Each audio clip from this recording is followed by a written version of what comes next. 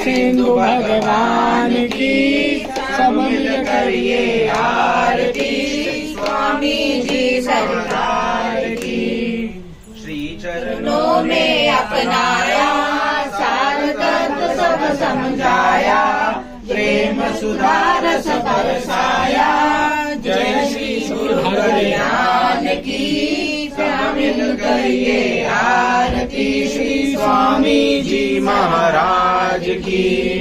सुगम सिंधु अवतार लिया अंशों से प्रकट किया कटनी को ब्रज धाम किया जय हो कृपा प्रभाव की सब मिल करिए आरती श्री स्वामी जी महाराज की। श्री राम कोट निवास श्री वैकुंठ मंडप वासियों श्रीनाथ वेंकटनाथ सुंदर सकल गुण की राशियों सौलभ्य सीमा भूमि अरुवात्सल्य गुण मंजूष हो सतवार मंगल हो तब इस बात की मोह हो चिरंजीव ने सर्वदा सुख बाजे।